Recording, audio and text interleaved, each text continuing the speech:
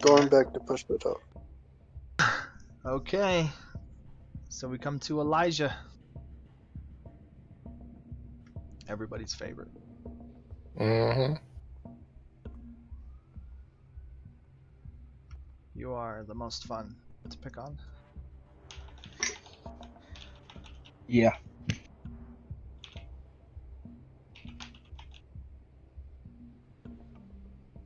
Okay. The game takes place. It's Friday, 17th. As I explained 2 times before, and I will again. The party has been estranged slightly. The events of your last couple of missions has been sensitive for a few of you. Well, coming out of the hedge, that was just dastardly.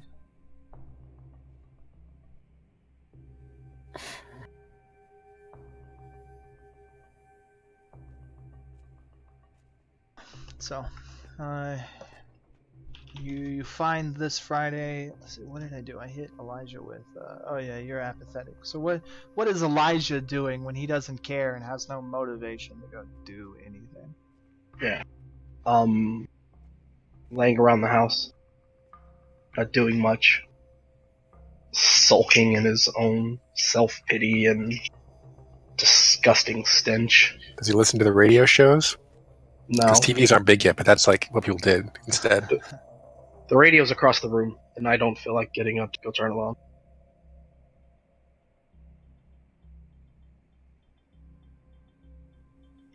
All right.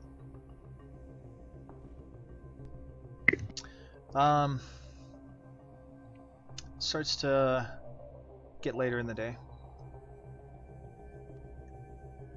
It gets dark. Nighttime. Friday night. And nothing's going on. It's officially the weekend. No job came in for redemption services. So you haven't really seen anybody else. Jasper's been out, who knows where.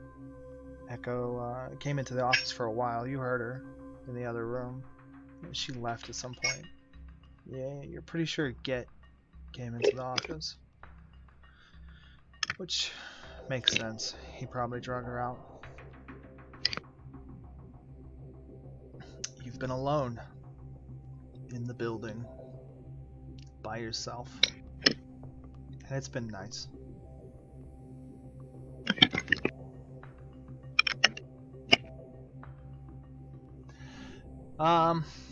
You're slothing there, doing nothing. And then you hear Kim, get up. It's time to go.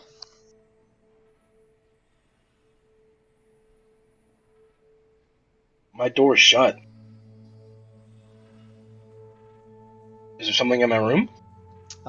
Yeah, you open your eyes and you turn and look, and there's a big dude, a Russian guy, wearing familiar black boots, and he has a hammer, sledgehammer thrown over one shoulder.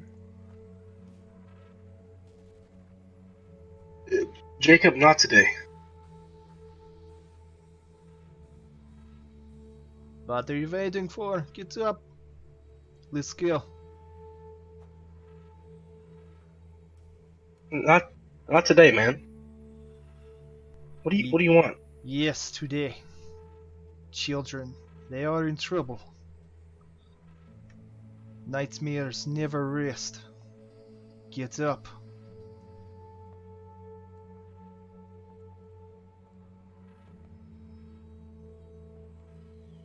Okay. I'll get up. Give me a minute. Go to the bathroom.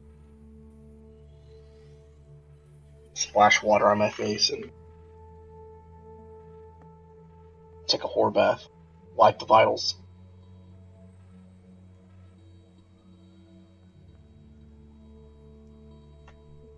You said take a pour bath? Wipe the vitals? A whore bath. You Oh. wipe your underarms and your junk. Never heard of that? No, I guess not. It was a common saying in my house when I was growing up. That's not a good thing. I don't think it was, but nonetheless, I come out. Oh, thank you for that.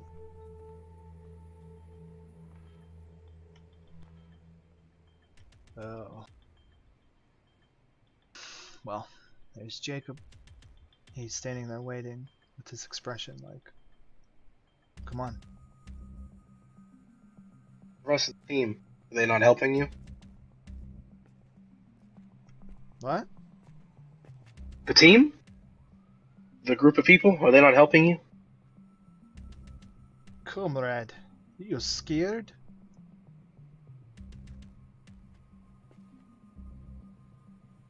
No. Not scared. Just tired. That's why I'm here. I'll be your help. No need to be scared. That'll keep you safe. Yeah, that's what I need. Okay. Let's go. Alright, he turns, he leads you out of redemption services and out into the street. He doesn't move quickly, but he moves with a purpose. He begins navigating the Chicago streets. He goes down a couple of blocks and then takes you down an alley.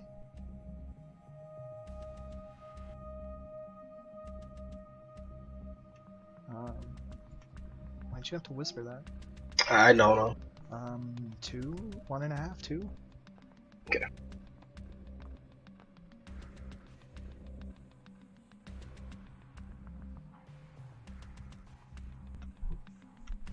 He says, I know door goes to dreams. From there we find them. Who are we looking for? Nightmares. Pay attention.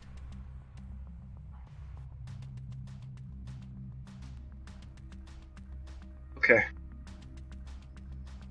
He stops for a minute and he turns to you. He looks very concerned. His full attention is on you. Are you okay? Yeah, I'm fine. Can you do this?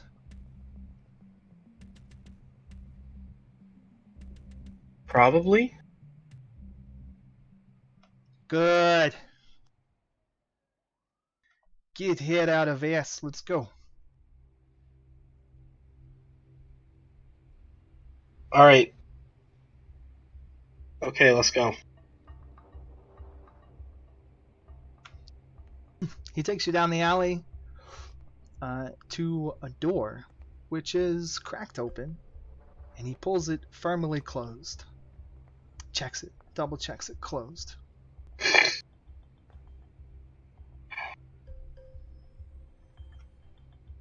Then he takes out a piece of chalk and he traces around the doorway with it, simply tracing a line in this light blue colored chalk. And then he stuffs the piece of chalk away. Maybe into a pocket, into his belt. It's hard to tell. This is door I cannot open. You can.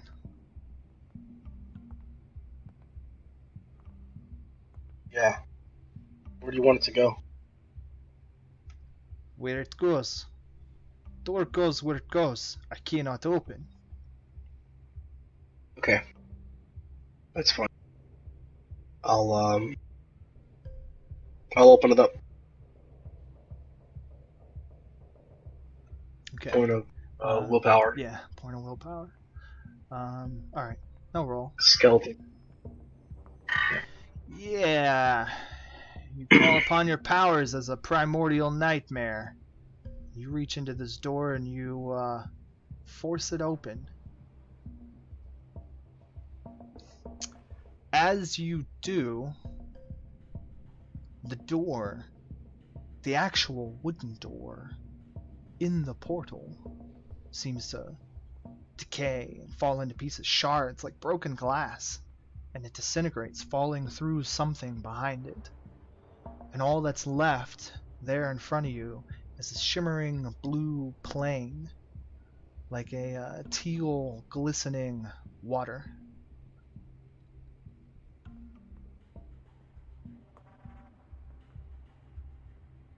Is that all you needed me for? Was to open the door for you? So that's no. You get in here. We have 3 tonight. 3. Okay. After you. No.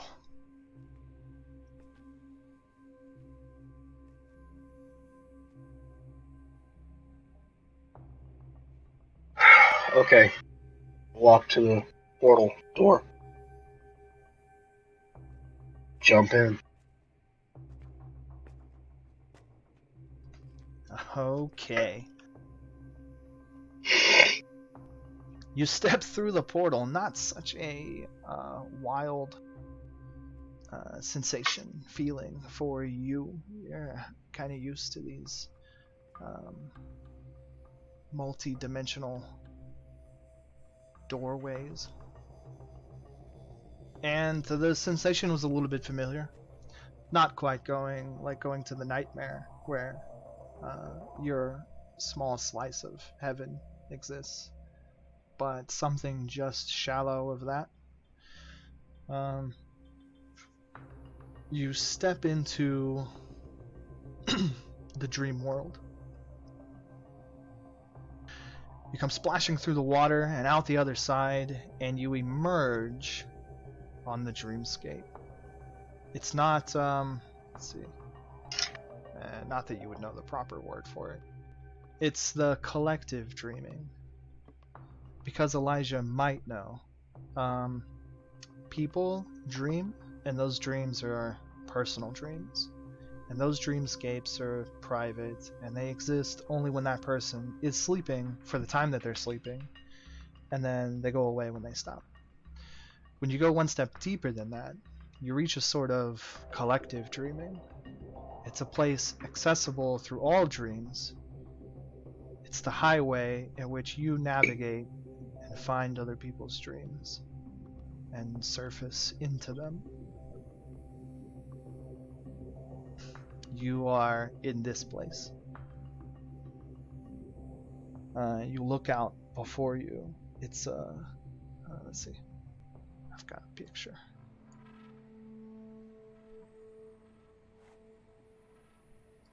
It's not the most fitting, but it's, something. Yeah. So you get this kind of cosmic starscape background, before you, all around you. And as you look out there, you see them. The dozens, thousands, millions of dreams.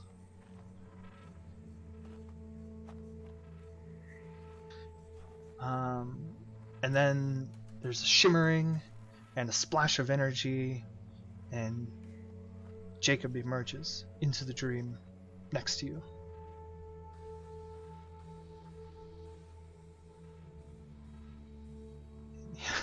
I knew you'd come.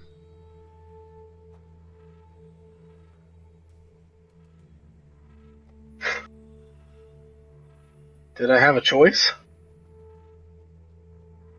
No. Yeah.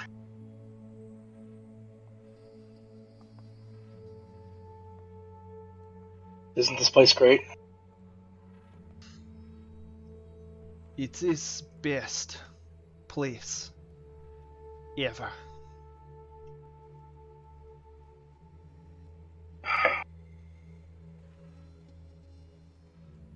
Dreams. All the possibilities.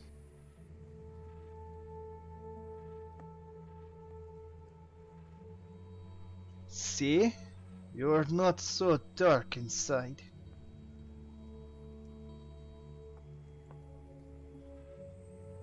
Yeah.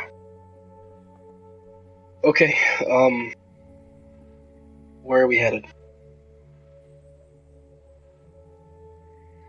To me, Phillips. He takes a few steps on this territory that you're standing on, which is this small plateau or this small area of dreamscape. You know how dream stuff works. It's probably only here because you're here, supporting you. And it's not very big. It's something to stand on. Only because when you came through, you wanted something to stand on. Yeah. He steps to the edge, where it easily becomes nothing, just spilling out into the dream. And he looks out. At first, it seems non-specific, like he's taking it all in. And then he puts one hand over his brow, as if he's trying to look far away. And then he points at a tiny speck out there amidst all the dreams swirling about in the cosmos. Tommy Phillips is right there.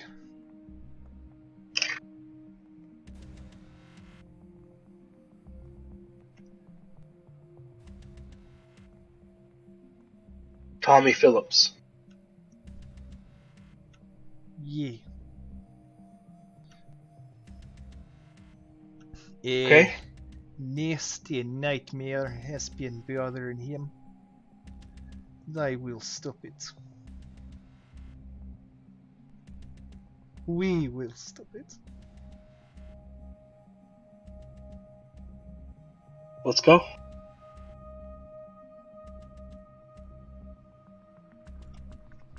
Okay. Well, you guys take off through the dream. You both know how to navigate this place.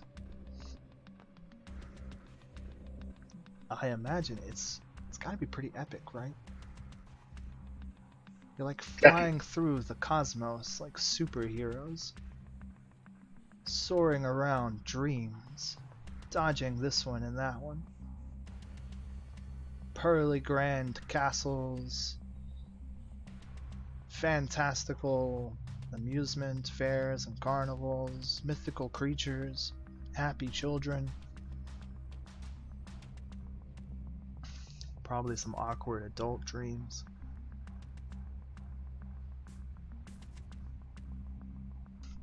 And you guys close in on Tommy's dream. Not really sure where you're going. That's okay.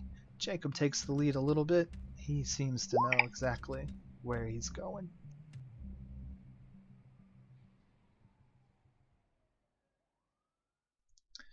You guys get to the edge of the dream. You know these things to be not the simplest things to get into. A person's dream is the bastion in all of this. It's their fortress. It's where they truly control what's going on in this place.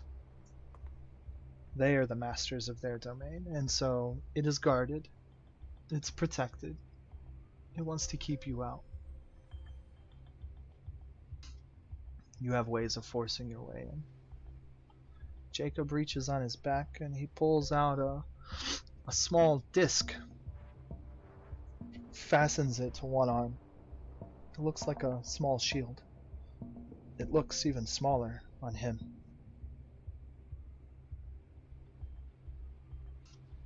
He whispers something in Russian or some other language, who knows. And the disc grows and elongates into something more fitting of like a knight's shield, and he presses it up against the bastion wall and it lets him in.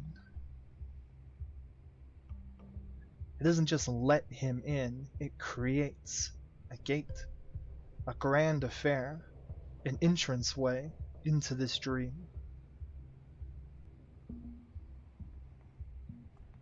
That is a marvelous thing.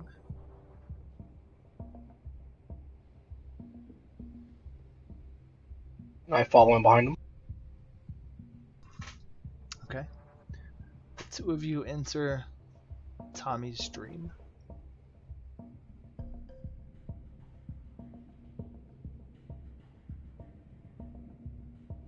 Oh no, I think I'm coming up to the realization that I had things prepared, handouts I didn't give you guys.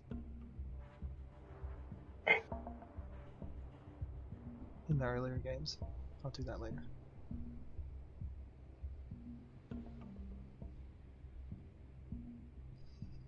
Okay, the two of you venture forward. Tommy's having pleasant dreams. Pleasant enough. And simple. As you make your way through brush, trees, regular foliage and growth, you find yourself coming out to the back field area of a school. It almost looks familiar. You can't quite place it. Then here in the back area behind the school, there's, play areas. Swing sets and stuff. And Tommy's on one of the swings.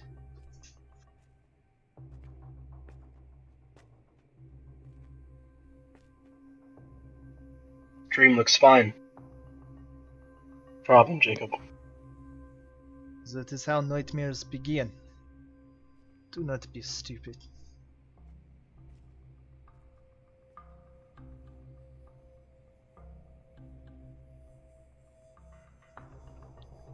Tommy's swinging for a while. And swinging. He gets off the swings and he goes over, starts to play on a slide. Then he slides. Jacob waits patiently.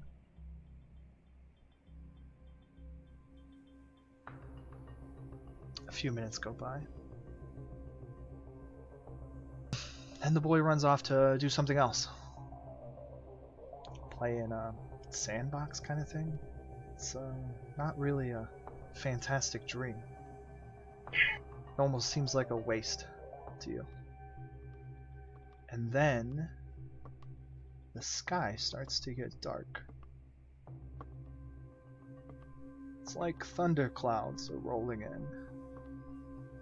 Tommy doesn't seem to notice.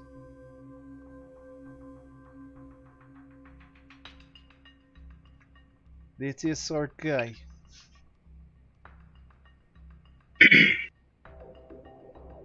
Yeah.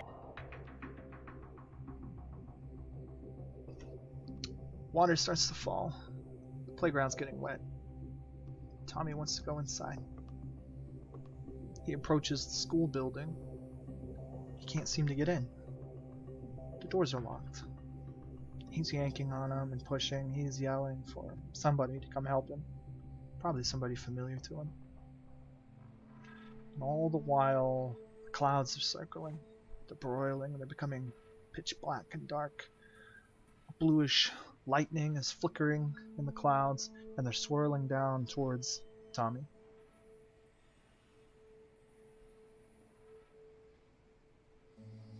Jacob looks at you.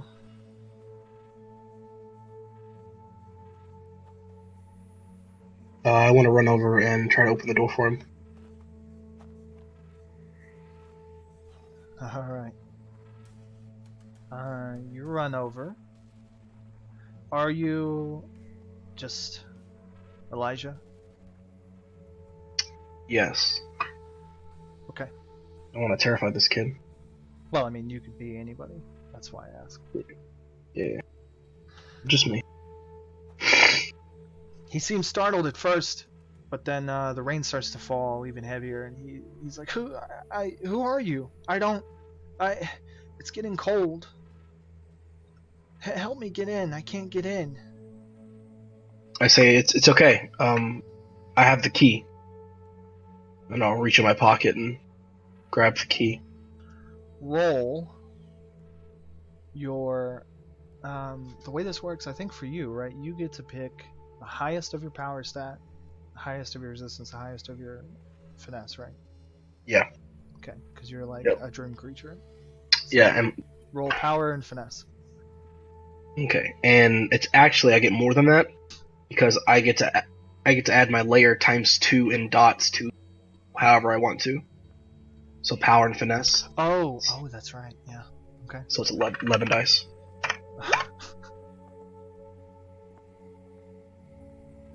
3. And there we go. These feeble restrictions in Tommy's dream do nothing to stop you from conjuring the key and opening the door.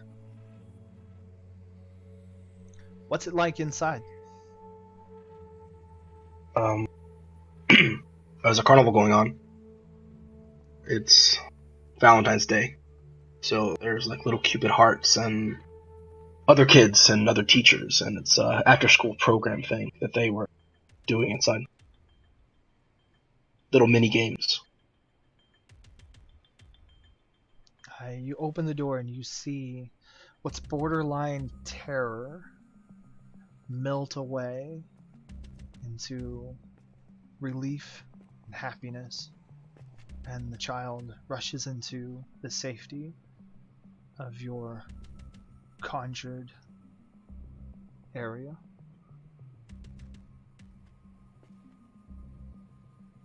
Go in, Tommy. You'll find your friends. He goes in. Quickly, you start to see other children appear in the amusement park. Friends, you guess. Seems like he's back in control of that portion of the dream. I shout out towards him. Try the candied apples. They're amazing.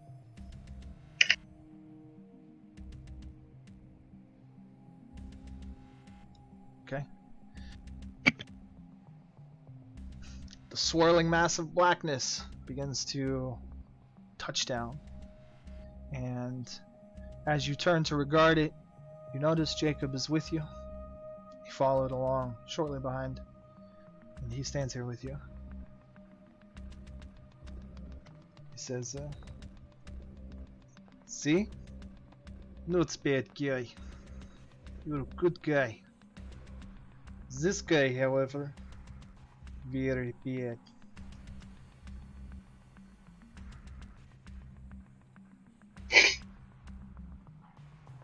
Okay.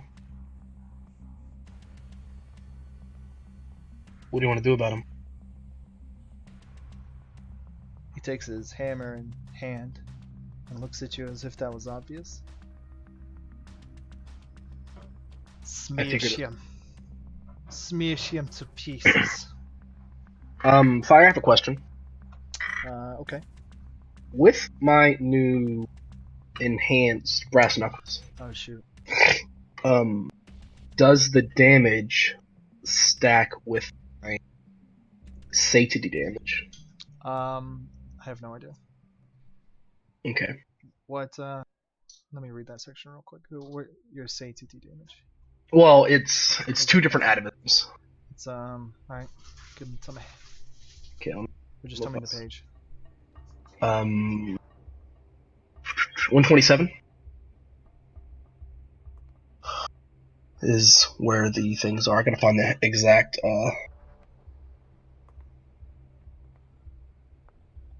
Okay, so one of them is Monster from the Deep. Okay. Low satiety the other does. one's Limb from Limb. I don't think it's Limb from Limb, I think it's from one. Oh. Yeah, that one does other stuff. Doesn't give me Monster damage. from the Deep. Let's see. Oh, it gives you damage.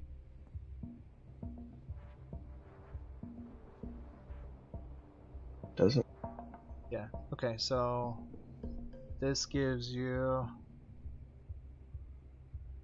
One of them says that I'm able to use my layer dots for lethal damage, and the other one says I add 2 lethal to all my auto attacks while I'm hungry. So it's like 5 if I'm hungry. Okay, Monster from the Deep is 2 lethal if you're hungry. 2 lethal. Yep. And you can make the all-out attack and knock him down. It might even be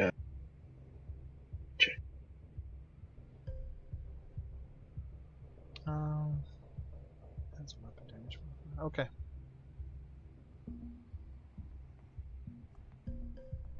Well, if they're worded anything like these two, I don't know where your second one is, but that's fine.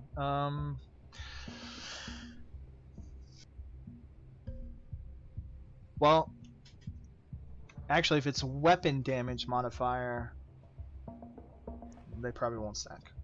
Okay, that's fine. It would be kind of ridiculous if they did, because if I use the shotgun and stuff, it'd be like 10 lethal damage. Yeah. Whatever, plus successes. Well, you don't scare me, so. So, okay. Sounds good. Alrighty. Okay. The black clouds coalesce into a form that stands before you.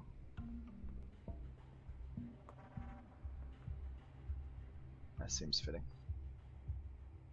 A nasty black creature, arms too long, reach down to the ground. His fingers like gnarled claws reach up around his hands, which are holding him aloft.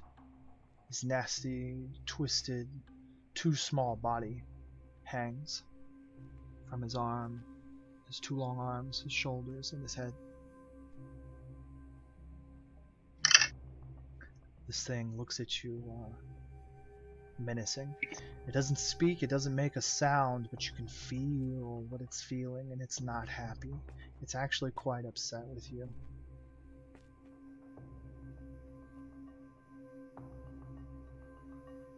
I'll yell out, "This place is no longer yours.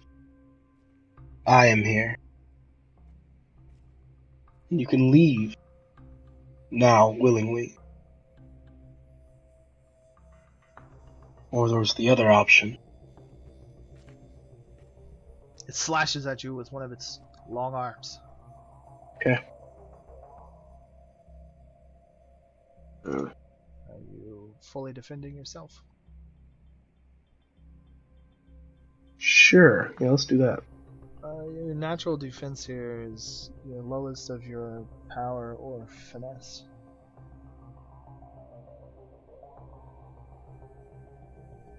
Plus whatever silly stuff you get.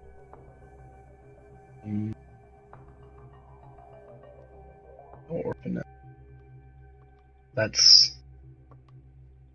My defense there is... My regular defense is 7. And if it goes up based on that... 2, 3... 9, and then I have the thing where if I'm being attacked for less than 3 people, it goes up by 1. So my defense is 10. Okay.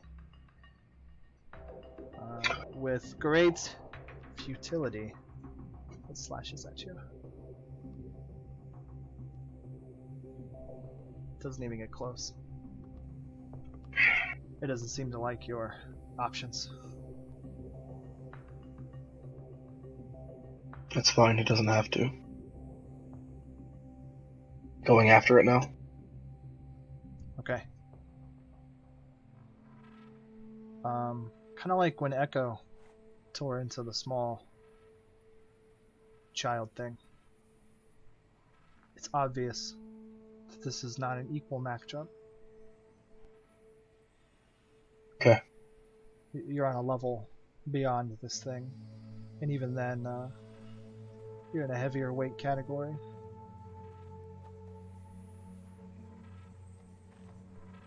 What do you do to it?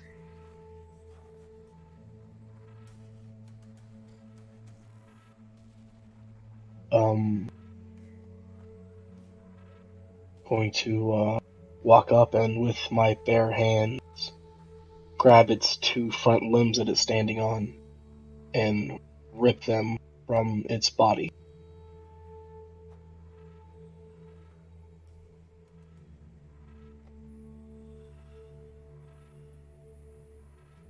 Okay. Like a, like a little boy ripping off the cockroach legs or the cricket's legs. I'm gonna rip off its legs from its body. I was gonna say like a small animal, but Well, yeah. yeah.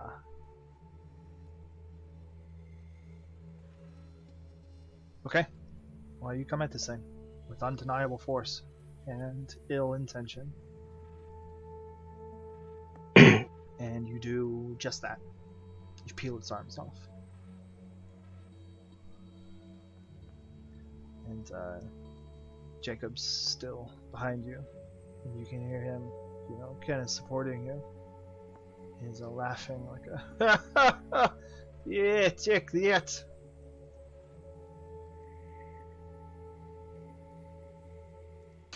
You tear its arms off, and it's just oozing nightmare essence. Stuff that doesn't belong here, and it's evaporating. It's like the equivalent of like bleeding out. And you can tell it's like trying to drag itself along on the other terribly distorted and all too small limbs of its awkwardly shaped body. And it's not getting anywhere. And Jacob hefts that hammer up high and brings it down hard. And in an ugly, gruesome splat, this thing becomes a rotting pile of ephemeral stuff evaporating in a dream that it does not belong in.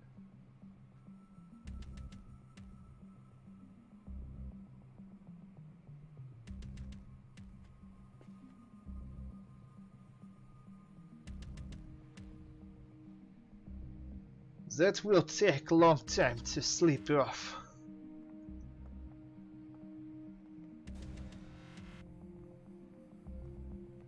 Definitely.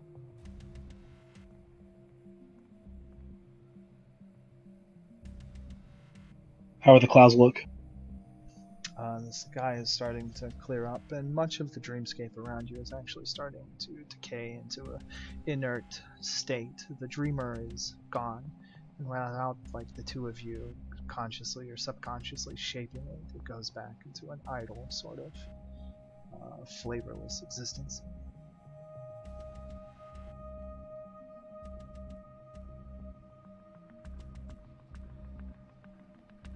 We have two more.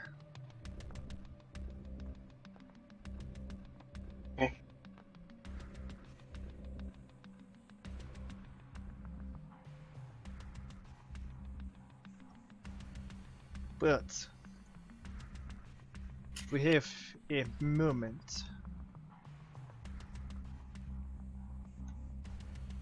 Tell me,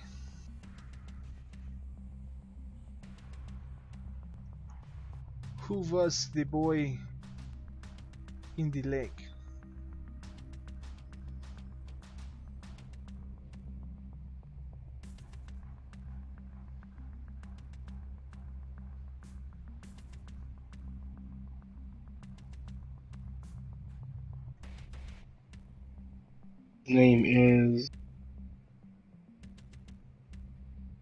His name is Elijah. That is your name. I did take his name. That is right.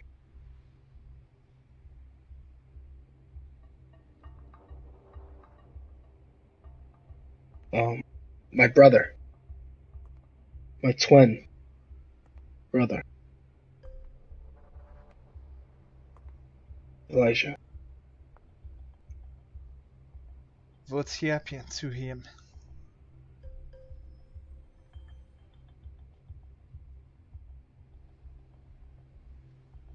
He died.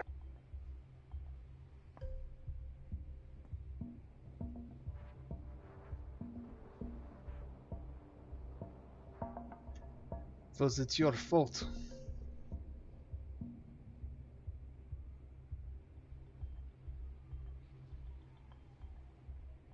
Yes. Died because of me. How?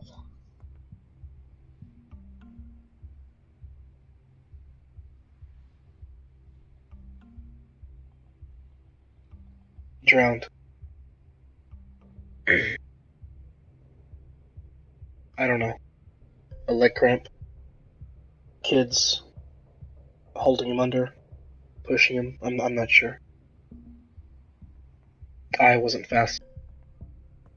You held him under? No. No.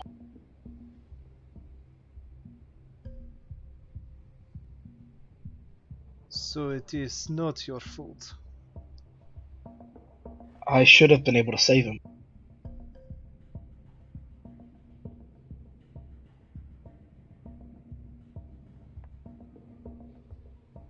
I wasn't fast.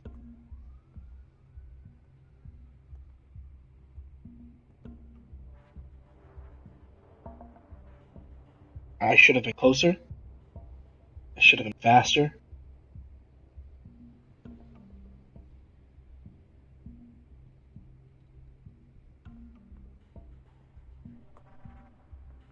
I don't know. I think I see. Come. He leads you out to the edge of the dream. There with his shield, he fashions a way out. The two of you leave the bastion of Tommy's mind.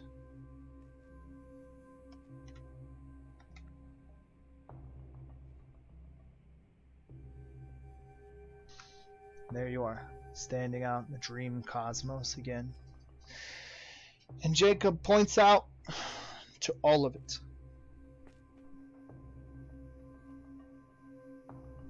Are you fast enough to save all of them right now?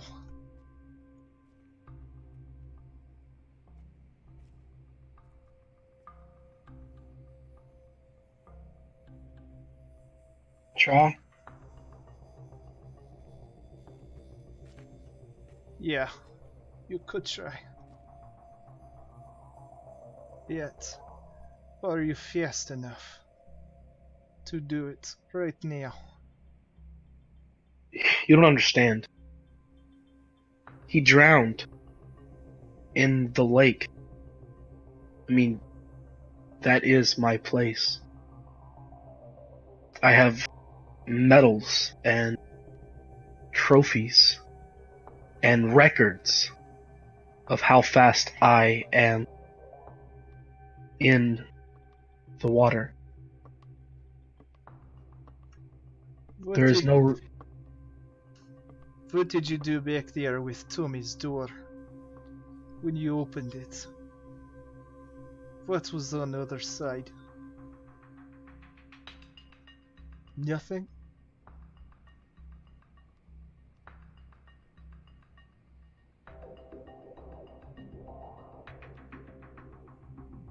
Before, it was horrible.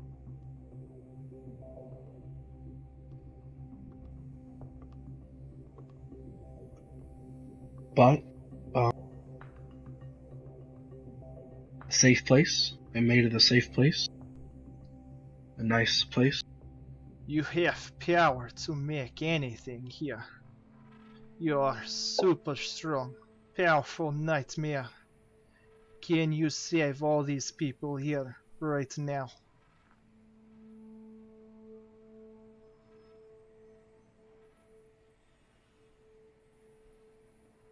No. No.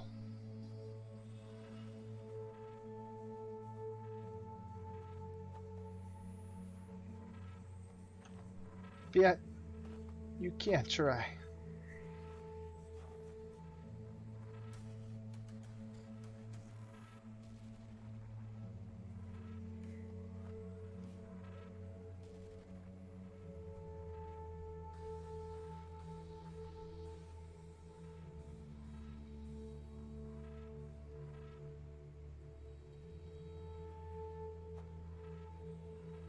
I don't like what you're saying.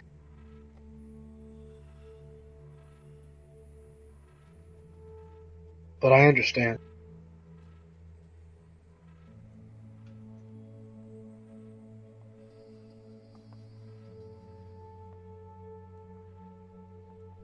Good. Two more. Come. Helen Baxter needs our help.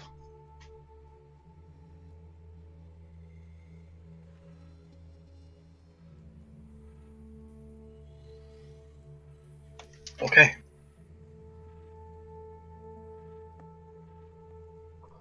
Jacob points out into the cosmos again. He finds the place. Somehow, amidst all of them. He finds the place. And the two of you take off. Say Helen Baxter? Yeah.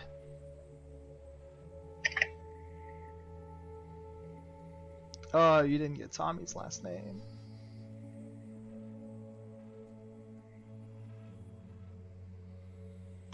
It's fine, we'll pick it up later. The two of you fly out across dreams. And you come to another bastion. This one's a wild grove. It almost looks shockingly like the hedge for a moment. Some not so pleasant memories come up briefly about that place. But you quickly start to discern some differences between the two. First of all, this is a harmless little girl's dreamscape. Hopefully. And before too long, without saying much of anything at all, Jacob takes his strange shield. He creates a way into the dream. He walks in first, trusting that you will follow. I do.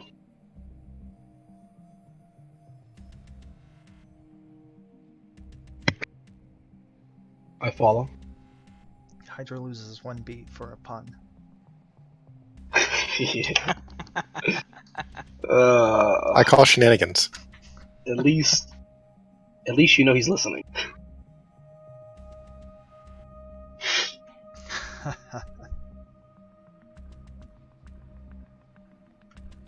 Let's see. Okay, doing good. It's first time. Alright, the two of you begin traveling through the dream. Like I said, it's like a woodland environment, heavily grown over. The two of you start to press through it. And as you do, it starts to clear away a bit. It can't oppress you too much. You just simply flex your will, and it bends. It's not like it's the hedge. You come out into a marvelous clearing, an amazing looking grotto with flowers, thousands of flowers of just as many colors, all of them beautiful. And there is a young woman of a girl dancing amidst these flowers in a field of unicorns and magical creatures. Where Tommy's dream was quite mundane and normal, this little girl's dream is anything but.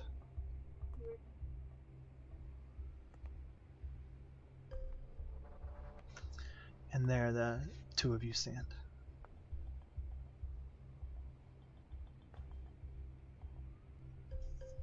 It goes on normal for a little while. Would I know anything about Complex Dream? Is it based on like how old they are or how much power they have over the dream itself? Is she special in some way?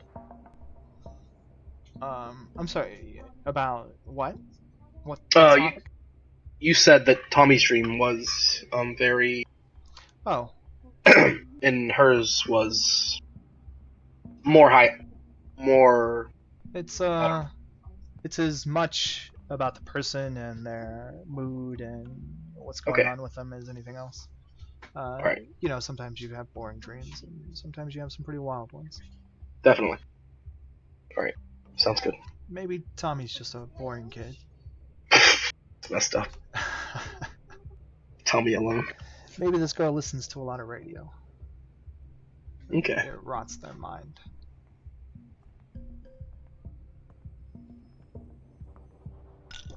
The two of you start to wait for a while. Jacob, ever patient, stoic. He glances over at you occasionally, seeing how you're dealing with the weight. How do you know? How do you know where they're going?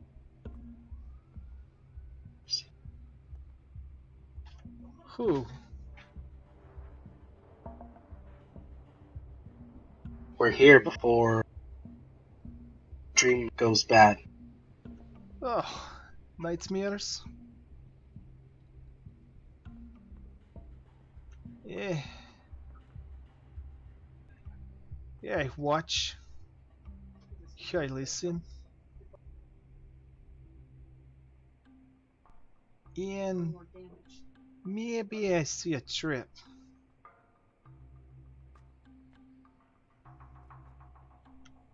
See, I mark these kits. Nightmare find them particularly tasty and easy. But they're not easy. We are here.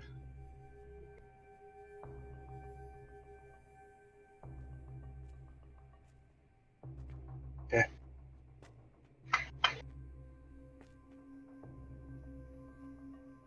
It is bait and switch.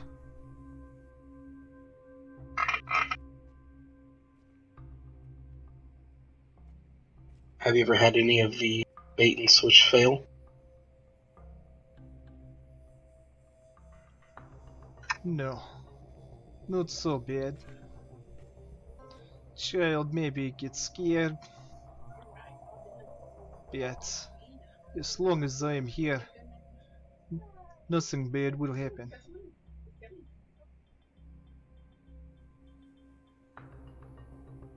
Yeah, I mean, as long as we are here.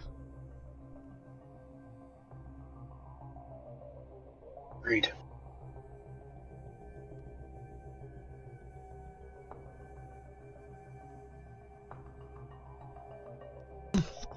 Okay, and then as if on cue, here it comes. Some of the animals, the ones not involved directly with the little dreamer, scatter first. Shadows creep in the woods all around this precious grotto. The colors lose some of their color, many of them retract back into their bud-like state. The beauty of this majestic place retreating, as if it can sense what Helen has not. A corruption of blackness sets into the dream on the far side, across from you guys, Helen, between the two of you. And you can see some of the grass and the flowers begin to turn black as it encroaches in on her.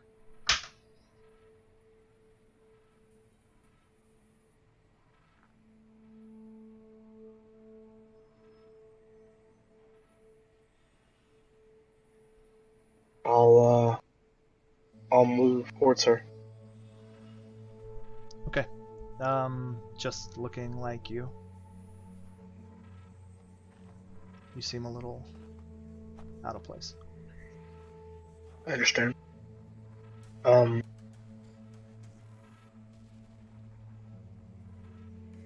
I will be a centaur. Majestic mane flowing. I think it works with unicorns in the background. Oh, Elijah. I think it works. Yeah, it does. It's great.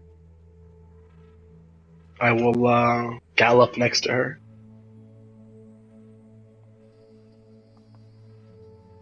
Helen. The woods are turning black. Jump upon my back, I will keep you safe.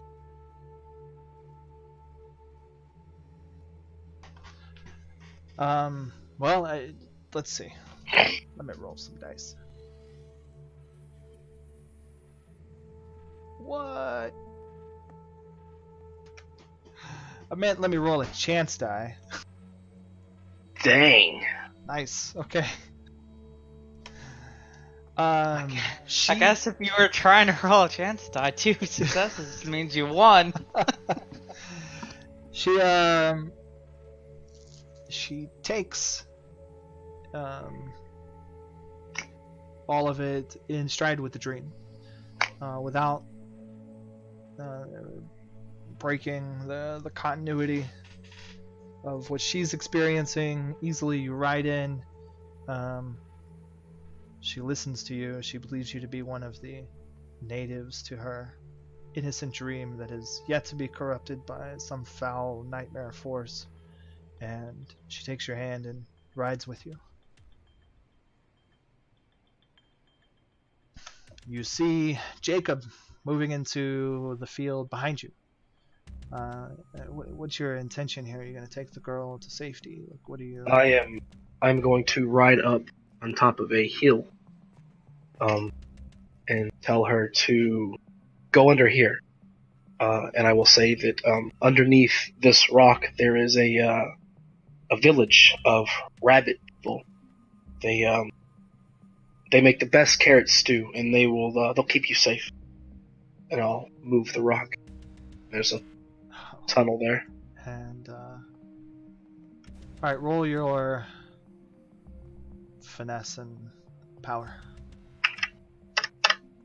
3 successes. Okay. There is indeed a tunnel there. And the warm, savory scent of some carrot stew wafts up from the tunnel entrance. And eagerly she goes inside. I will move the rock back over the place. Okay. Successfully. 2 of 2. You have isolated the child from the nightmare creature. Jacob stands in the middle of the clearing. Between the two of you, the nightmare creature now taking a form. It's black essence turning into a crimson sort of red, and it rises up out of the rotting foliage and vegetable matter as it crept into the clearing, and it is taking on its form. Like I said, Jacob's standing there. He's ready. He's got his shield and his sledgehammer ready to go. Easily as a centaur, you make it back down before any fighting starts. Yeah.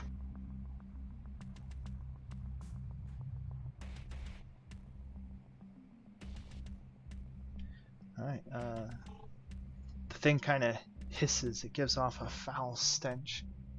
This nasty red creature. I got a picture, of course. Looks like a body made of congealed blood. It has no real legs. It sort of stands on this stem reaching up into its body. And it's got 4 arms, which it is holding menacingly out towards you.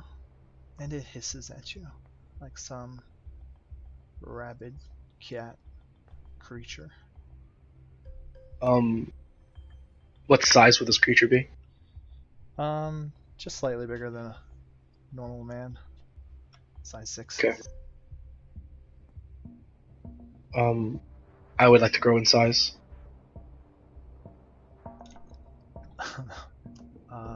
Okay. Running up while growing, and doing a quick spin, and then 2 hooves to the face.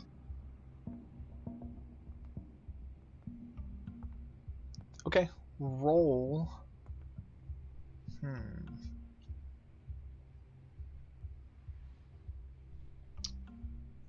What is it now? It's gonna be power.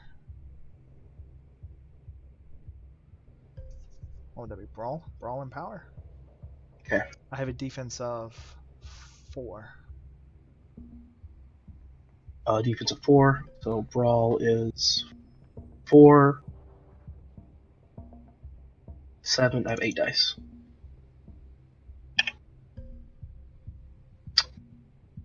It's 2 successes.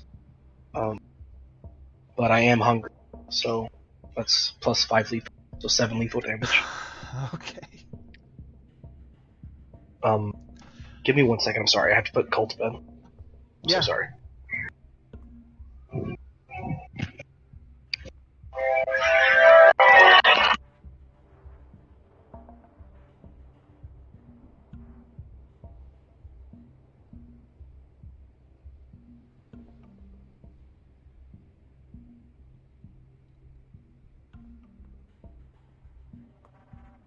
He's fighting nightmares. It's like a Ghostbuster, but nightmares. I think it's great. I think it's leaning on a side of Elijah that he doesn't get to flex. Yeah, because he's always so angsty around us. Right? He's broody and nightmarish, and here he's like creative and heroic. He's so tender with the children. It's like, who is this guy? Alright, I'm back. Jacob will shape him into a guardian of dreams before too long. Haha, okay. Well, this dude gets jacked. Alright, you kick him with the 2 powerful centaur hoofs. Not something I was ready for Elijah to do. Yeah. Right. This thing doesn't crumple under your power like perhaps you might have thought. You did sense it was a little bit stronger. You got a nastier feeling from it. It's an older sort of monster than the last one that you just squished, but still nothing even close to you. And that kind of makes sense. You got a sense Jacob was using the kids as bait. He wouldn't have risked them with something that could have been dangerous. So this is less of a fight of your life for a dreamscape that's not your own, and more of a street cleaning crew taking out the trash. That being said, the creature survives the blow, but you knock it around. It goes flying back like 10 feet, falls prone, and it gets all the stuff. Like it. Is it stamina 8, 7? Distance, I guess. Is that what it's been? Wait, his not is the arm leg. Oh. Yeah, I get a bunch of different stuff if he didn't die. Okay, so you wreck an arm. It doesn't really have legs. Yeah, So say you wreck 2 of the 4 arms. You knocked it back and down thanks to Monster from the Deep. And of course it was damaged. It's injured. I mean, you crumpled its dirty little nightmare form. It's reeling from all the conditions and the pain. And Jacob walks up again and with one hefty, sure, heavy sledgehammer strike puts the thing out of its misery. It splats and it quickly turns into ephemeral goo and begins to waste away like those insubstantial bodies do when the spirit has been dismissed so unpleasantly.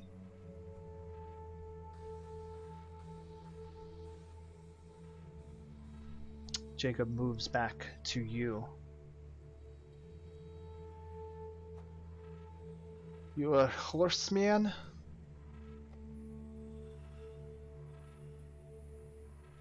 What is this horseman? You a port horse, port man? Man horse?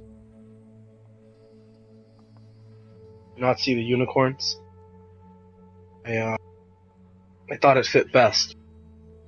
Would you rather me be a writhing tentacle monster? Don't speak gross. Exactly.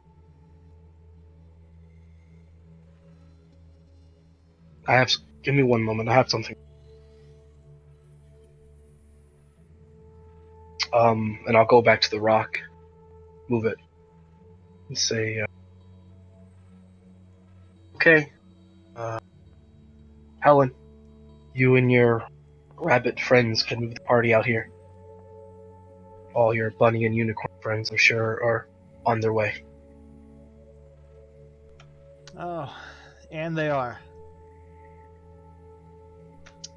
As the nightmarish creature is evaporating, so too is fast fading the darkness that it brought with it. The dreamscape is recovering naturally, and with maybe a little bit of a nudge from you. and the dream creatures begin to come back out of the woods as Helen and her party come marching up the tunnel.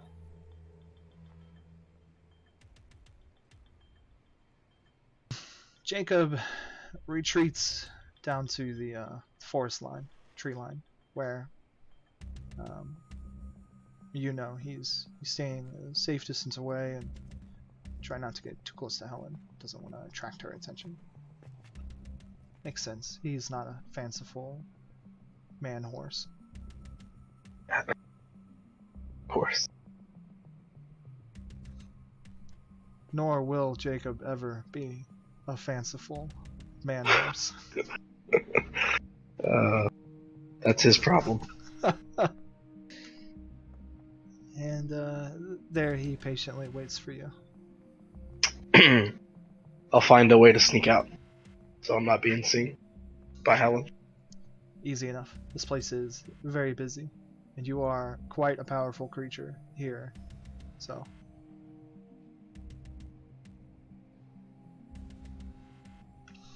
Alright, you make your way back.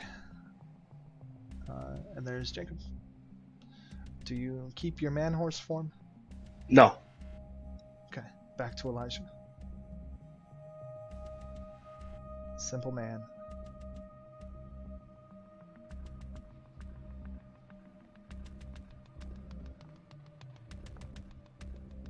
Feels really good to help these kids.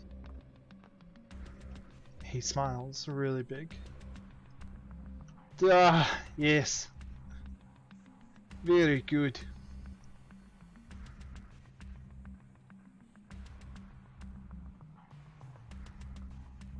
The third then? In a minute. Tell me, how did you become a nightmare?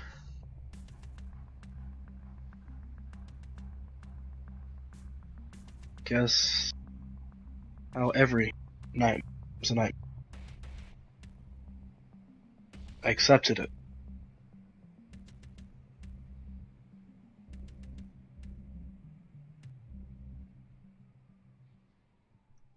That is not how nightmares all come to be. Most nightmares are stuff of children's dreams. Gone bad. Given too much power.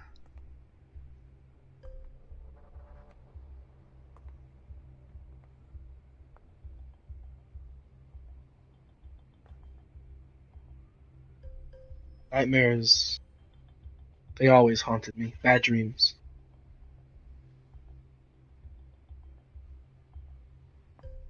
Especially ones about water. I think that's why I got so transed and wanting to be the best, swimming and such. But after the accident with Elijah,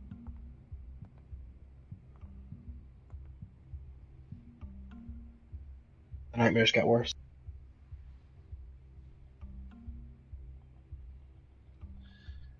Bad dreams made you want to be best.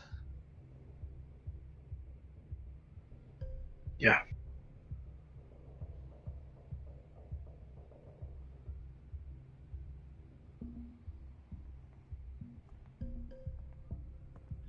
So then being nightmare should make you best man ever.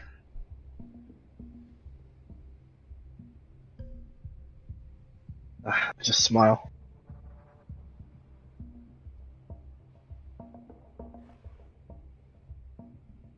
He seems very pleased with your smile.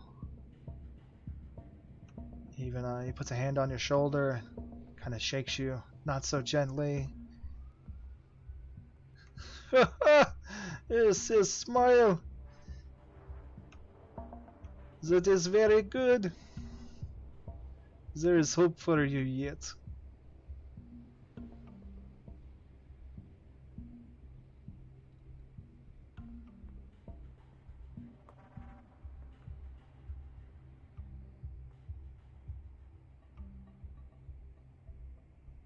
You are way too easy to talk to.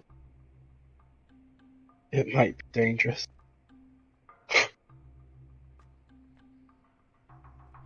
It is because I am troll. It is the horns. I was thinking it was the blue skin. That is what I said. Okay.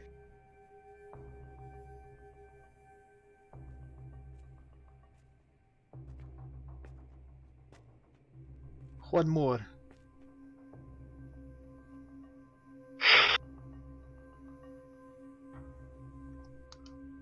Alright, and the two of you depart. Same as last time. You get to the Dream's Edge. He uses his magical shield. Creates an opening. Although, pretty sure it's not so necessary when leaving. Still, it's probably the polite way to do things.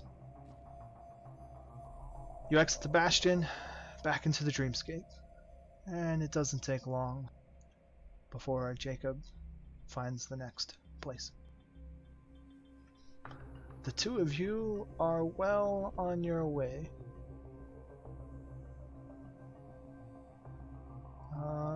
And while you're flying there,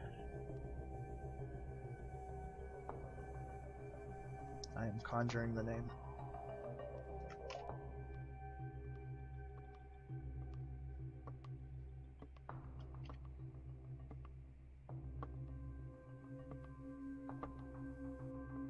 He tells you, Ted, Collier. We must go to Ted's dream now.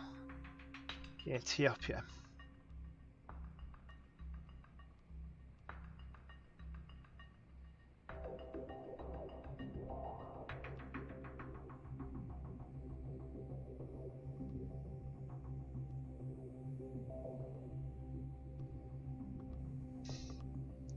Alright. Unless you stop to do anything different. Then, like the other two before, you go flying through the cosmic dreamscape. You find yourself at the Bastion, at which Jacob has brought you.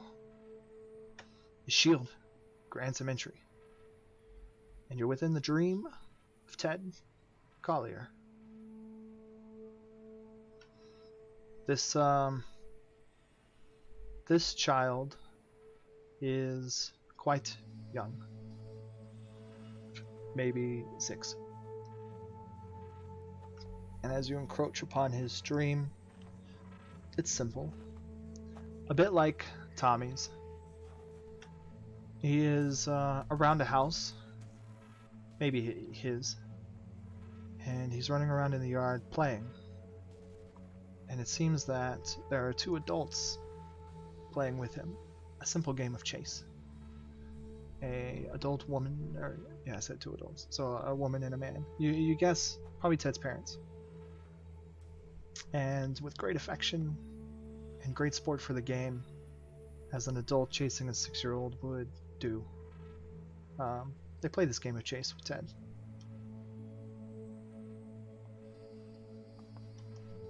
Or as they might lovingly call him from time to time, Teddy.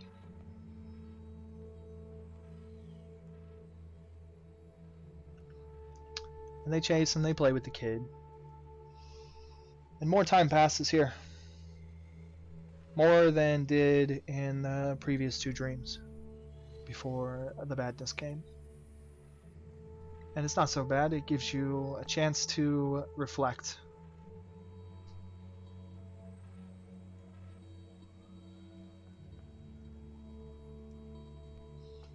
However, for too long, the dream begins to twist and change. The boy was out playing with his parents. Daytime became night. It got dark. And somewhere along the way, Ted lost track of his parents. And you come to the realization that they are gone. And Ted is now wandering around in his small backyard, lost, wondering where did they go? When did he become so alone?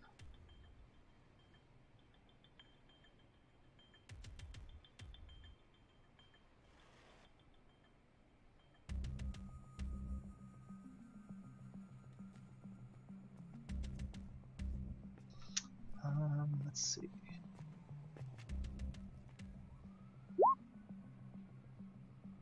Woo. That's when you notice. Jacob starts to look around. Things are obviously taking a turn for the worse, so this is a telltale sign. Nightmare would be moving in. And as he's glancing about, he's looking to the sky, looking around to the immediate dreamscape. Doesn't seem to see anything. You look around too. You don't see anything. But then you look inside the house, and you notice that the house, at some point, one of the last lights went out, and when the light came back on, it wasn't right. It was something wrong. It's an off color, a kind of green shade, and it flickers more than a light should. It's inconsistent. And the back door to the house creaks open. Ted begins to wander close to it, looking for his parents. Naturally, they've probably gone inside. I want to run down there. Looking like Ted's father. Okay. Roll power and finesse. Okay.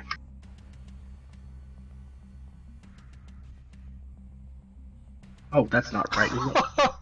There's no way that's right. My bad. Sorry. Okay, 1. Oh my god.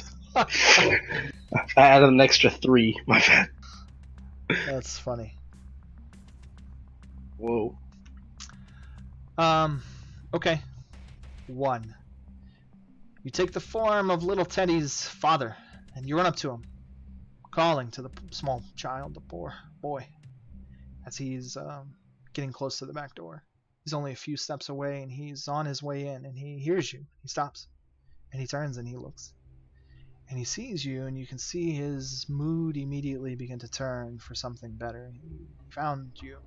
But then he's looking at you, and he's not so sure. And he begins to cautiously now go into the house.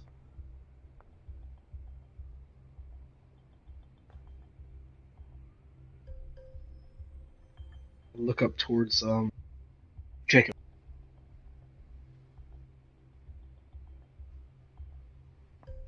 You turn to see Jacob, and he is sprinting along the side, like cutting to the right in a move to go around the house.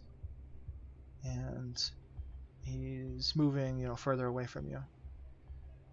He's kind of sticking to patches of darkness, shadows.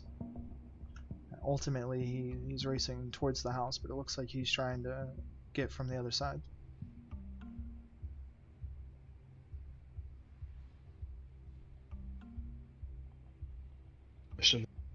After What's that? I run in after Teddy. Okay. Ted. All right. You run in after him. The child's still a little unsure of you. Maybe something about you doesn't quite look right. A child would, after all, know his parents. And as you run up to the child and you scoop him up, he doesn't dodge you or avoid you. You're familiar enough that he lets you pick him up with no fuss.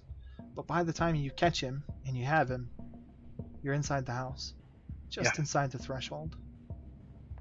And you know that because the door snaps shut. And that eerie green light is coming from a room down a hall that you can just barely see down. The rest of the house is dark. And the longer you're in the house, the darker it gets outside.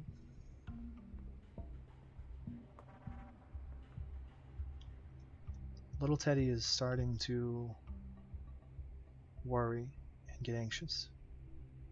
You can hear it in his voice. He isn't really saying much, but he's on the verge of crying. I will pull out a pair of sunglasses out of my pocket. Say, Teddy, put these on. Close your eyes. Count to 100. We're gonna play hide and go seek. You have to come find me. Okay. Hesitantly, the child does. Puts the glasses on. You could still tell by the tone of his voice he's very scared. And not sure that the child would know how to count to 100, but we'll say he gives it a fair go. Close your eyes. No peeking. Okay, quickly he puts his hands over his eyes, on top of the glasses. As soon as he puts his hands over his eyes, I instantly turn into my horror. Oh, jeez. Okay.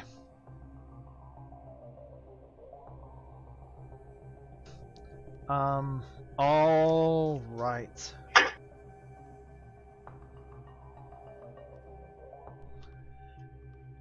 This thing, whatever it is, the light, the green flickering sort of light goes out. Some of the lights in the house come on. Not all of them, but enough light sort of illuminated. You take a quick look at Teddy. He still has his hands tied over his face. He probably doesn't even know. You hear something tearing its way, scuttling, frantically moving away and out of the house. The general sound seems like it's coming from that room where the ghostly flame was. Your best guess is when you did that, this thing got a better sense for what you were and decided it did not want to be here. I want to chase after it. But while doing that, every 3 seconds or so, if I can, I want to try to keep an eye on Teddy. And to make sure I keep telling him, like, keep counting. Keep counting. You're not there yet. Best I can. Okay. But I want to chase this guy down. Alright. Let's see. Did you break free of the house and head outside into the dreamscape? It is very much nighttime and dark, but as this creature goes out into the darkness, its skin lights up eerily against the darkness. It's an off-white, real sickly pale looking thing that's vaguely humanoid with exaggerated legs and a terrible toothy mouth.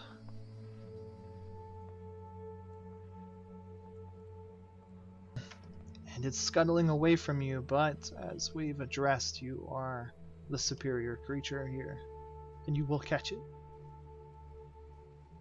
It will not escape Teddy's dream before you have had a chance to deal with it.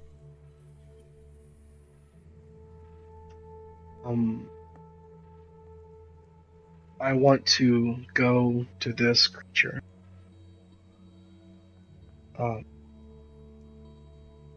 Is there a way that I can grab him and send him to my lair? Oh.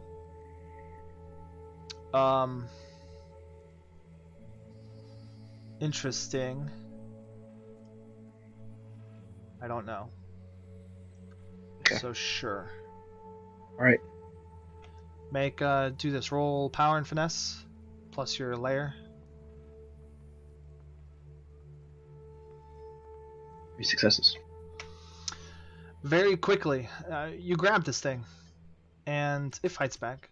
It doesn't want to be grabbed by you. It tries to escape more than fight back, and pitiful at best. You keep a hold of it, as over the next few turns, so just a few seconds, this place becomes wet, and it becomes cold, and the water becomes deep, and this place becomes very much like your place. And so then you tear open a door, and you evict it from Teddy's home into yours.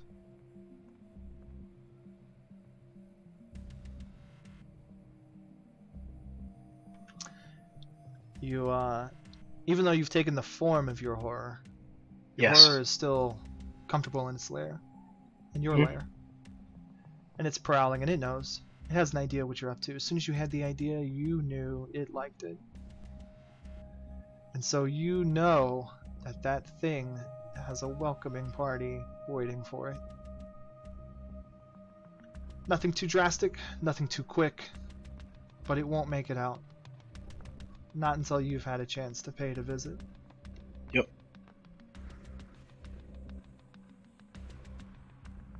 And once I realize that it's gone out of Teddy's dream, to turn it all nice and pretty again. Okay.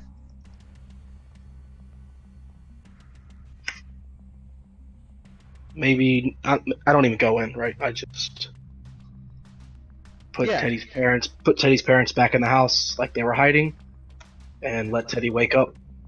Or You let Teddy. start to put things back together, kind of shift it, nudge it, so it's not in the nightmare direction anymore. Try and save the dream, but it's a little too far gone, and you see Jacob starting to come your way. He too must have sensed the nightmare creature fleeing, and he really only starts to close to you after you've evicted the creature. And the dream starts to become unstable. It was getting scary.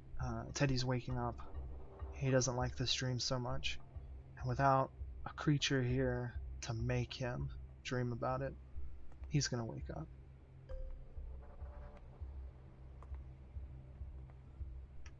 And so it's a little weird. It's like still being in the TV when somebody unplugs it. Everything quickly evaporates and disparates and disappears. And there you and Jacob are left. You look like what right now? The horror. But I wanted to change back to me. Okay. Whenever I went to go try to make the dream better, so not like the horror anymore. All right. So there you are, the two of you, floating through the cosmic dream. Jacob and Elijah.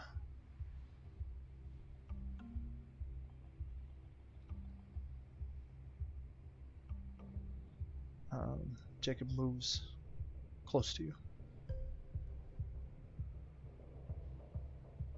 That was 3. We are done tonight. We are done tonight. Always more tomorrow.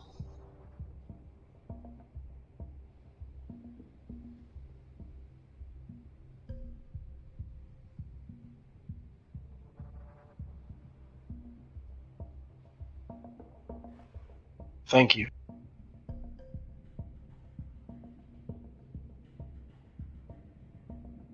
Self-loathing never looks good on anyone.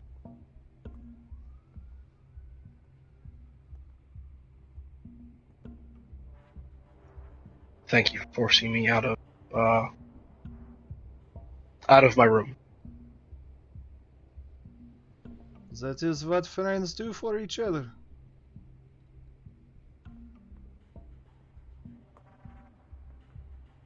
Friends. Yes. That and we hug.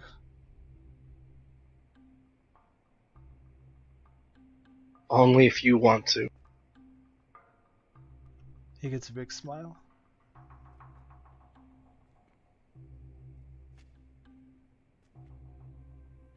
Does he go in for the hug? Yeah, he'll go in for a big hug. Okay. I will embrace his hug. Strange words. Okay, you guys share a moment. And, not to make it awkward, Jacob ends it after a comfortable amount of time. Yeah. I kind of wish I looked like the horror now. Big horror hug. Oh, funny.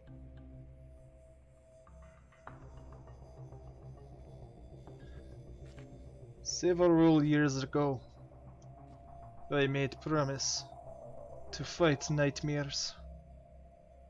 All nightmares. Well, all bad nightmares. Not you. I failed to save child. The child of my master. A noble woman. Her daughter. It is her daughter that had failed. The nightmares got her. She will never be seen again. That is my failure.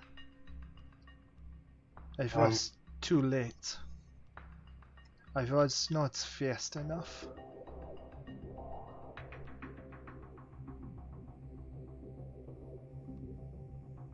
Shake my head.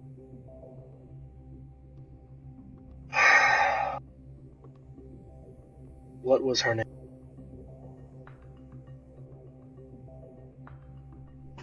Sarah.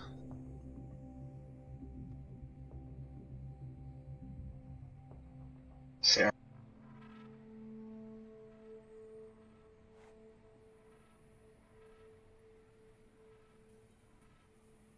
Well, you may not be fast enough, but maybe we can.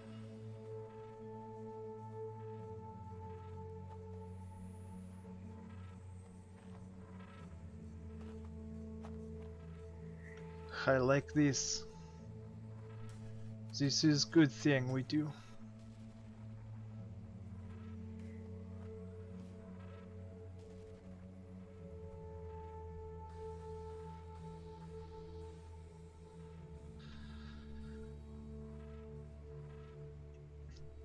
This is why I fight nightmares. Every night.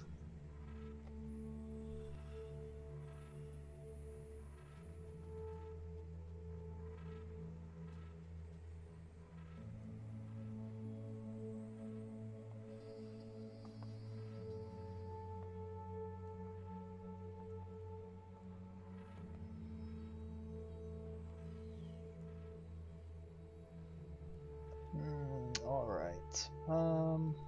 If there's something you're going to say to Jacob, now's a good time.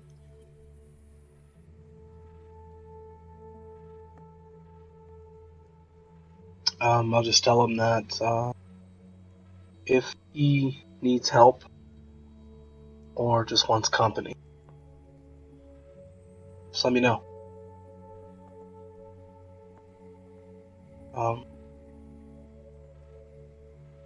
Also, your shield you have, I don't know if I can do that.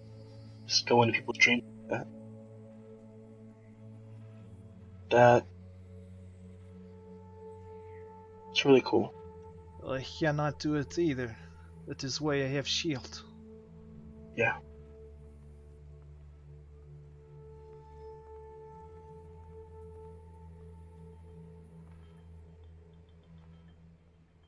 It is very good at fighting nightmares.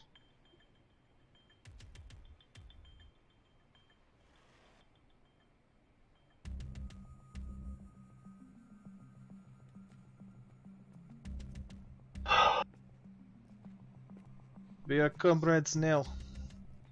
I will see you. Yes, brother.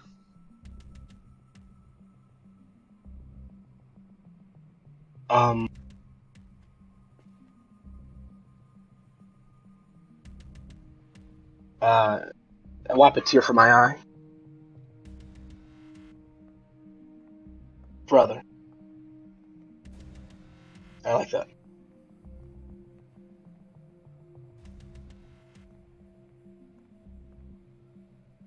Alright. Bad stuff.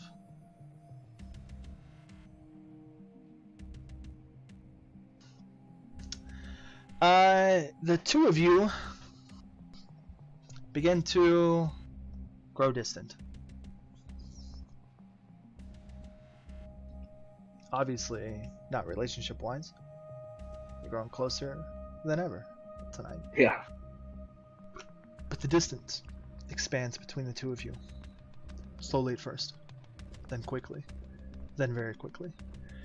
By the time either of you really notice what's happening, you might as well be on opposite sides of the dreamscape. Impossible to know where the other one is at. Then things around you begin to get dark. The cosmic light of the dream begins to fade away, and boundaries begin to define themselves. A floor, walls. You're in a room, a lot like your old bedroom.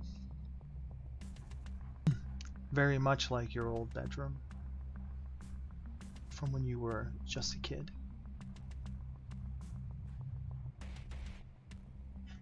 And you sense something, a darkness, a nasty thing here with you, and it feels a lot like the things that you have been fighting tonight, but it is stronger. In fact, you would dare guess that it is an equal or something comparable to yourself.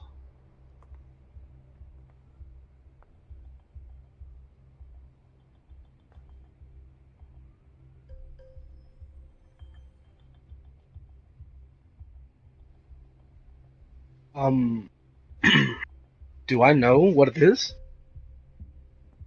If I have Boss directly, fight. if I have directly sensed this creature, Oh, sure I can let's see. can tell where it is, and I'm sure I can tell what or who it is if I have directly sensed it. So,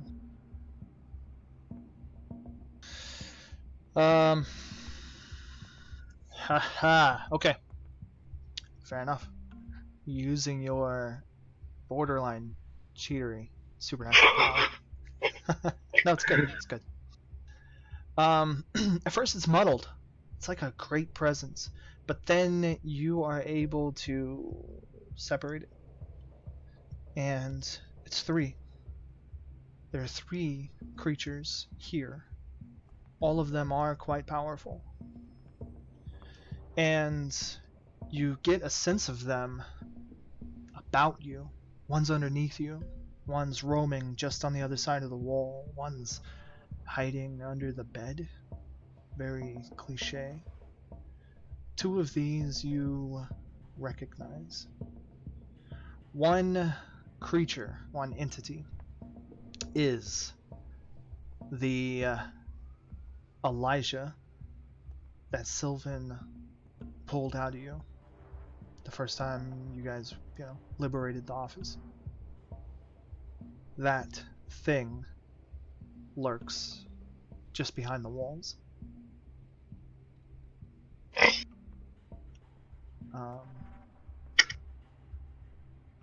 Swimming below you almost like underneath the floorboards. Another creature you recognize. The horror copy. The kraken that faced you in the hedge. That thing swims below you.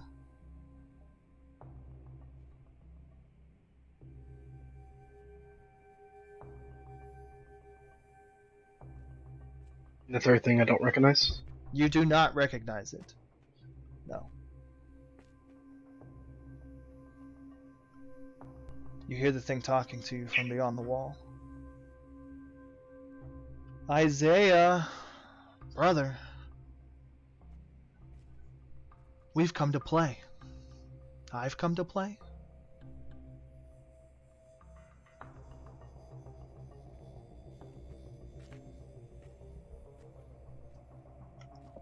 The thing below you, it groans. It moans in the water, or watery depths. It makes a noise that only the kraken could. The creature of the abyss.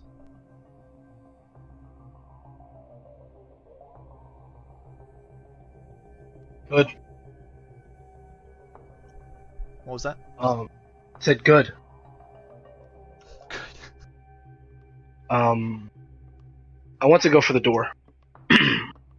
My door, the one that leads out of my room. Yeah. Okay. I want to open the door, but on the other side of the door, I don't want it to be my house. I want it to be the door to my high school swimming pool room. Okay. Roll power and finesse. And add layer, why not? That's 7 successes.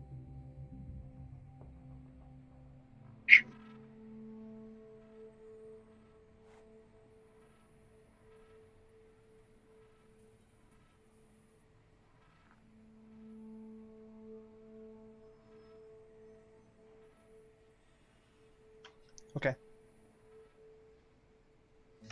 You open the door, and there's a room before you. It is not very well lit. It's lit enough. Not that the darkness bothers you anyway. This room is something you haven't seen in a long time. Something you'll never forget. It's the funeral for your brother.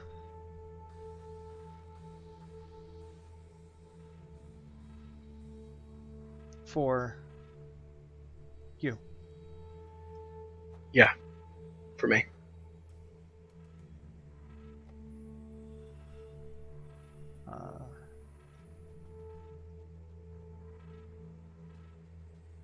There it is. It reads Isaiah Williams.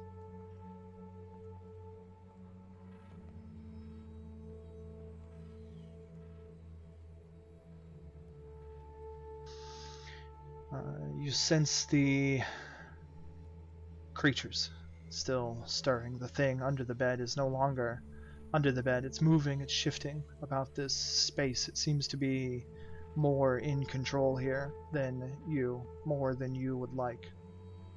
It's in the casket. Closed.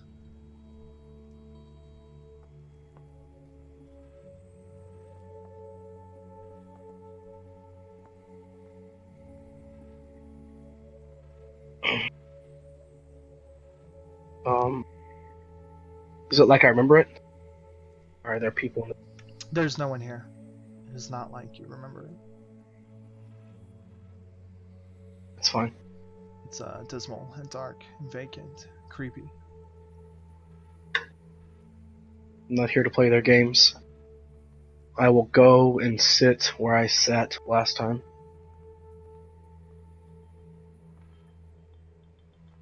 Okay.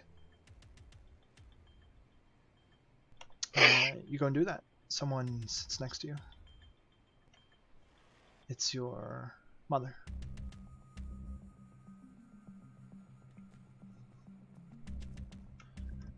She holds a handkerchief, although it doesn't look like she's really cried.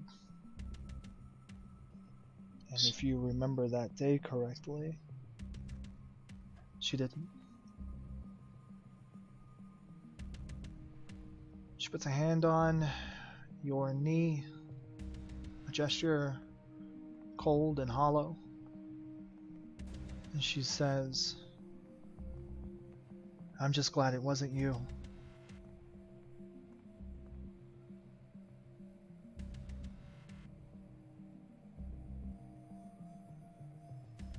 I tear her throat out.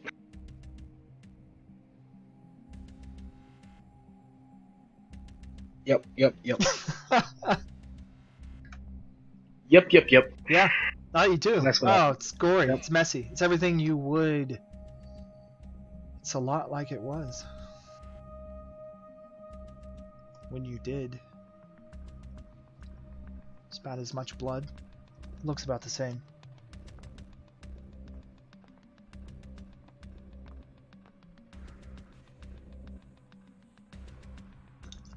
That's when,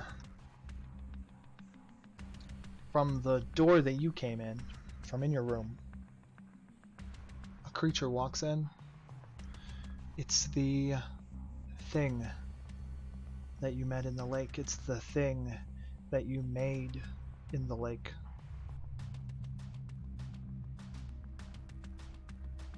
It's Elijah. It's Isaiah. It's you.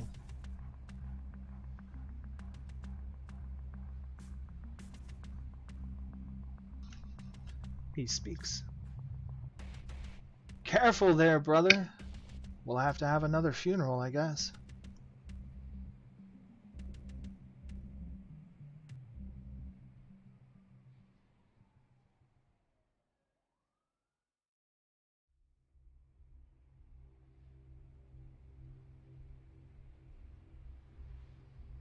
I am sorry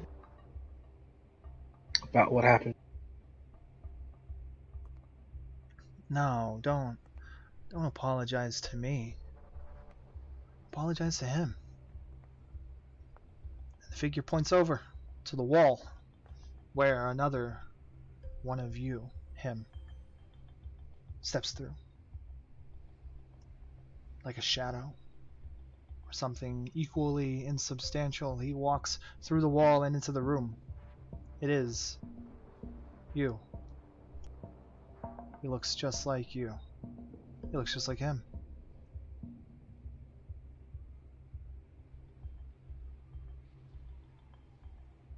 He says, it's a little too late for apologizing, brother.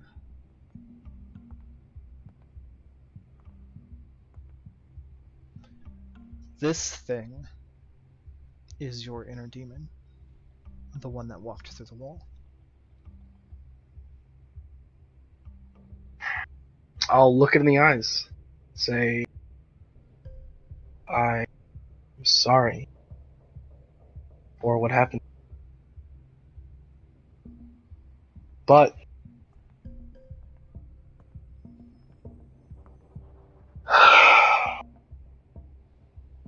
it wasn't my fault.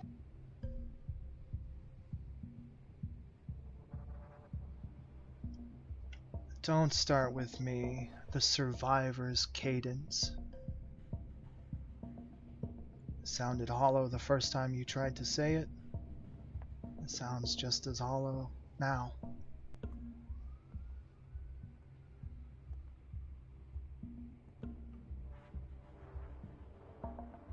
The thing that came in behind you, the creature from the hedge.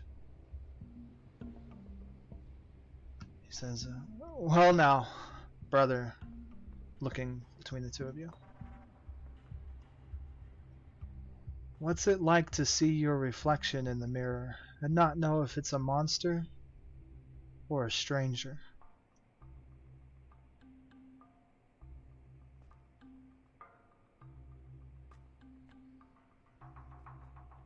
I am sad you are gone. I love you.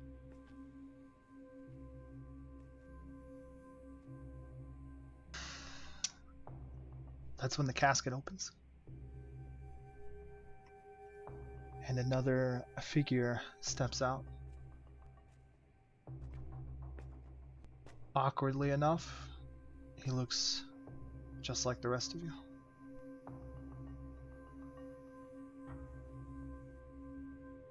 Well, except he's dressed differently. He's dressed up in his Sunday best. You know, to be buried in.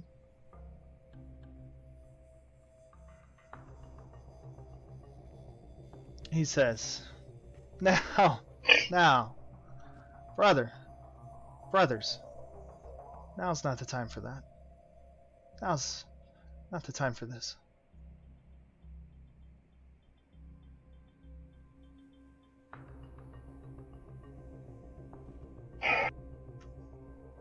The well-dressed one begins to step a little closer to you, this creature you've never experienced before. There's something about it, though.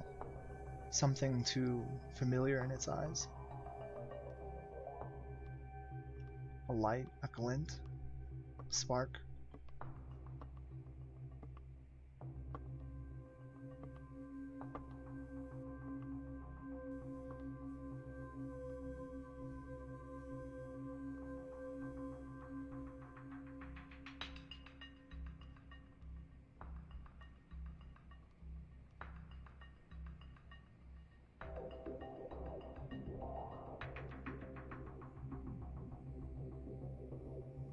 Well, what's next?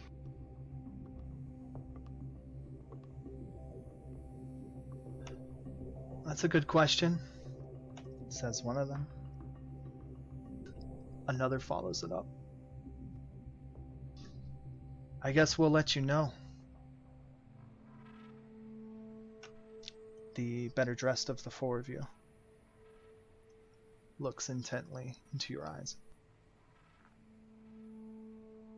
He says, My, it looks like you have a closet full of dead brothers, Isaiah. Why do you keep doing this? Why do you keep bringing us back? Well, not me. Those two did that.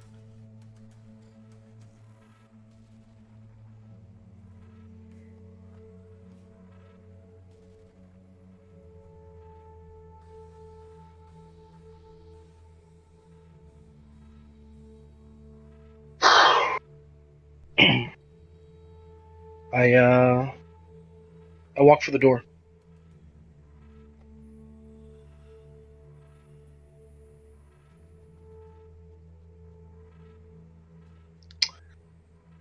Alright.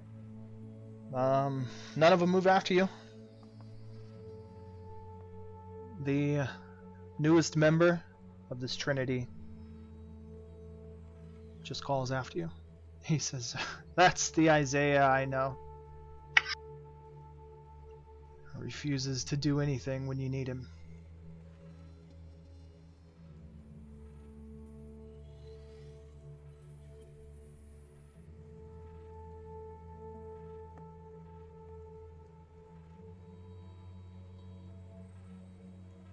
Alright.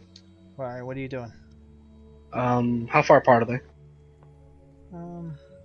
They're all like 15 feet away from each other. Awesome. I'm gonna walk to the middle of them. Okay. Look around. This is what you want. Sounds good. I'll expend 2 satiety, and I will attack all of them with aggravated damage. They have no defense. Alright.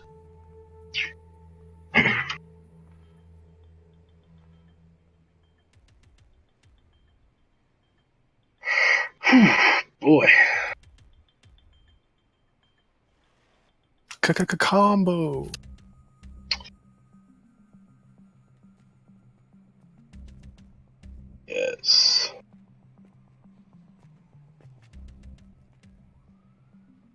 11. Okay. You ready? Oh yeah. Yeah, I'm ready.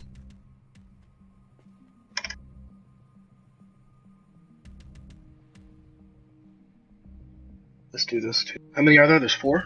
There's 3. Oh, there's 3. Okay. There's you and 3 more.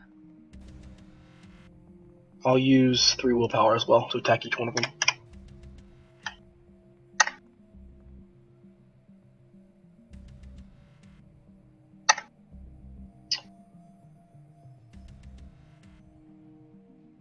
Do I need to tell you which one is which or not? No. Okay. Oh, that's a pretty good one. And then add 5 to each one of those. So that's 9 aggravated, 13 aggravated, and 9 aggravated. Okay.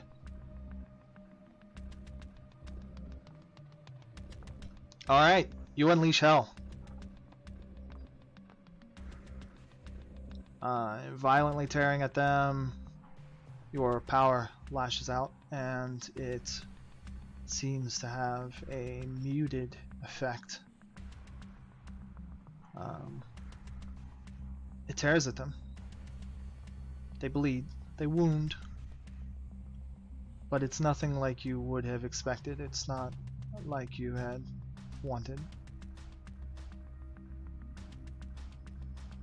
Minor wounds, at best. The one standing before you, the one that climbed out of the casket, is barely scratched.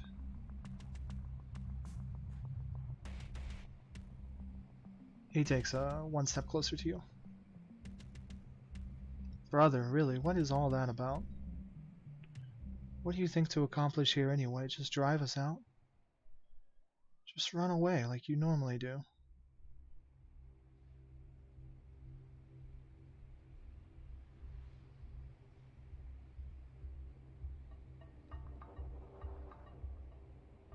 I go at him. Okay. All out attack. You all out attack.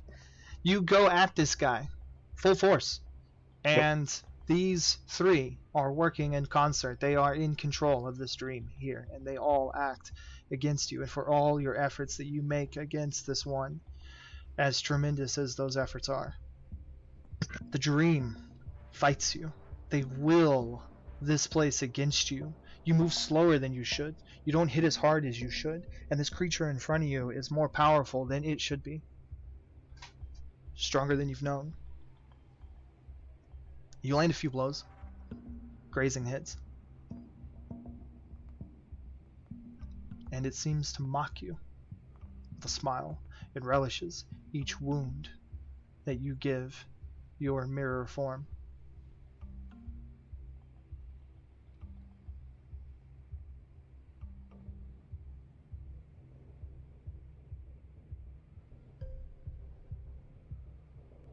And then it says, have you not figured it out? That one over there is the shadow from inside of you. And that one, a nightmare you created yourself.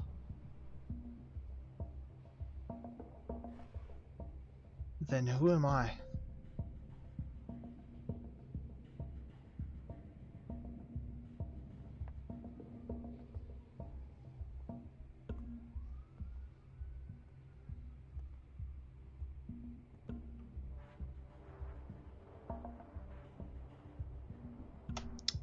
And then they're all gone. Everything's gone.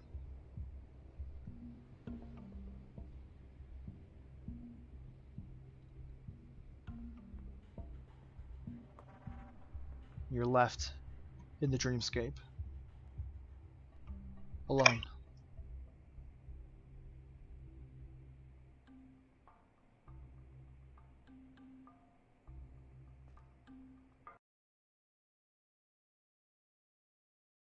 I have to go. I gotta go. I need to leave. You gotta go. No. Isaiah has to go. Yeah, that's the end. This is the end. I assume Isaiah can make it out. Yes. Stream place. He's comfortable enough. Yes. Easily you find your lair. You tend to a nightmare that needs a good beating. In fact, you could probably actually slay the thing there. I need to do that. Okay. I mean, we can do a beating. You could probably scare the bejesus out of the nightmare. Yeah. You can make it personal. Hmm. Without referencing everything on the chart, I'm just going to call it like 10 dice because you're going to kill it. Yes, we are. We're gonna kill it. And you can spend time hunting it, and you can spend some safety doing it. Okay, that's 5 successes. Wow. Okay. Well, you can stop at 9 if you want instead of gorging yourself. Okay. Of course, you only get 5. Yeah, it's not possible. No, I'm at 1 safety. Oh, okay. Well then, there you go. You're at 6. Cool. Woo. Where's my salt? I don't think I had a choice. I think I had to kill that nightmare. It deserved it. Yeah. That's why I sent him there. Well, that one's dead. The other 2 banished. They do like spirits do. That one you could bleed it of essence until it had no essence left, and then kill it, and it will be dead. Awesome. No coming back. So,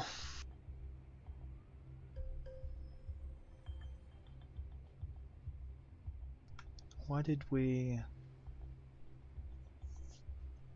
You did the feeding.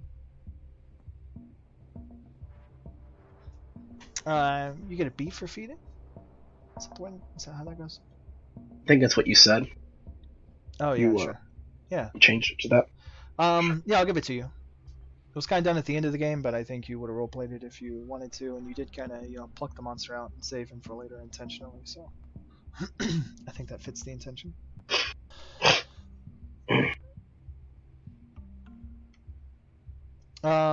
We could satisfy your spend time with the horror thing, given that you collected prey for it to hunt. Okay. Even though we didn't do that in game, if you want to. That's a short aspiration. Yeah, I'm good with that. Okay. Sorry, how much? Alright, so 1 beat like everybody else got. 1 beat for short aspiration, 1 beat for feeding.